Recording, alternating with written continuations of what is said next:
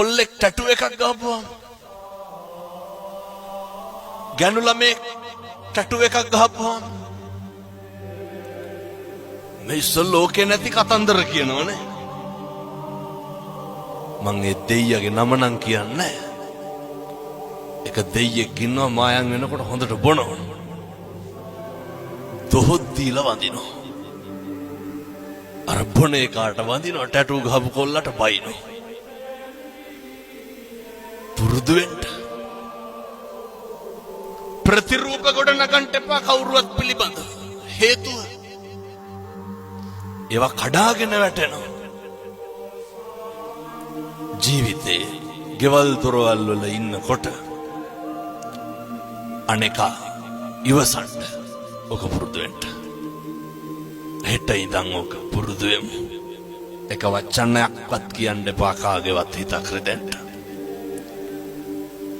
ඊළඟට දුක සැප උගන්වනවනේ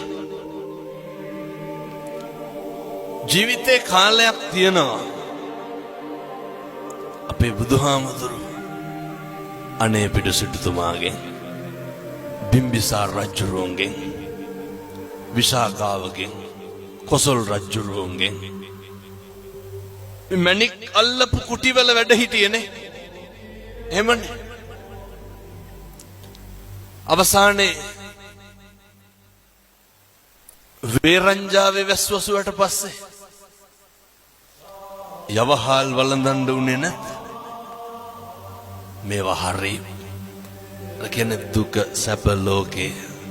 එති යති පෙරලීනේ මේක සමබර වෙන්න ඕනේ කම්පා වෙන්න නරකයි දුක් වෙනවා කියලා බුදුරු දුක් වුණාද නැහැ සමහර අම්මලා තාත්තලා කියනවා මෙතන කවුරුත් නම් එහෙම කියන්නේ නැතුව ඇති ඔය මෙරිලවත් යනවා නම් කියලා කියන්නේ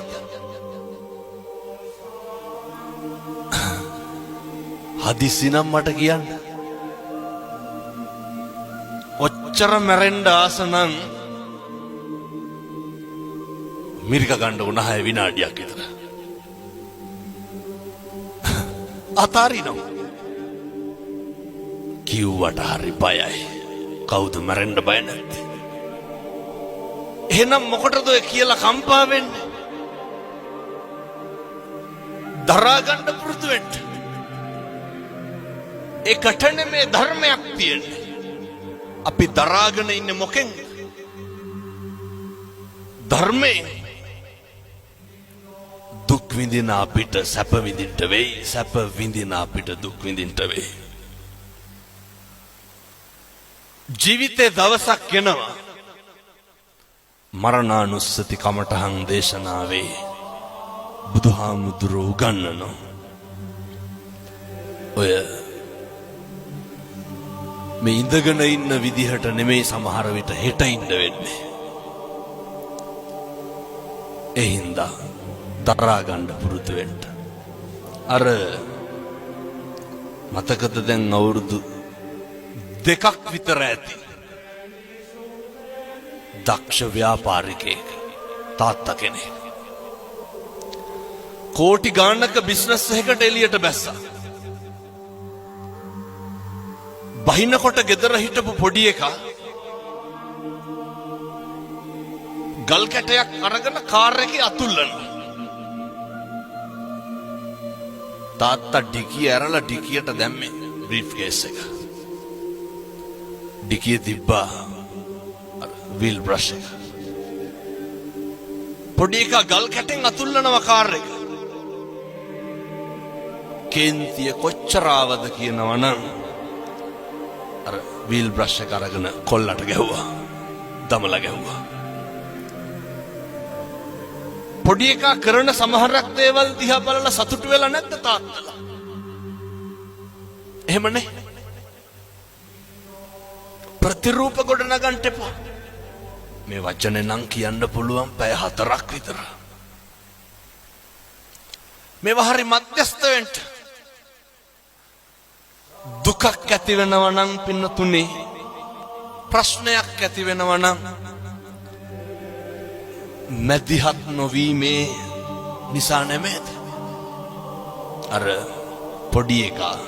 මොකක්ද අර කාර් එකේ ඇඳලා තිබ්බේ? කොල්ල ගල් කැටයක් අරගෙන කාර් එකේ ලියලා තිබ්බා. මම මගේ තාත්තට ගොඩක් ආදරෙයි කියලා. පුරුදු වෙන්න ඉවසන්න. තප්පර 30ක් ඉවසලා බෙල්ල හරවලා බැලුවනම් ගහයිද ගල් කැටේ වීල් බ්‍රෂ් එකේ. මම මගේ තාත්තට ආදරෙයි කියලා ලියලා තිබ්බේ. ජීවිතේ ඉවසලා බැරිම තැනක් වෙනවනේ. ඔතන දිවසන්ට මේක හෙට ඉඳන් ප්‍රගුණ කරන්න. මේවා ප්‍රගුණ කරන්න කල් දාන්න එපා. ගෙදර ඉන්නකොට ස්වාමියාට බනින්න කලින්, බිරිඳට බනින්න කලින්, දරුවන්ට බනින්න කලින් දෙපාරක් හිතන්න.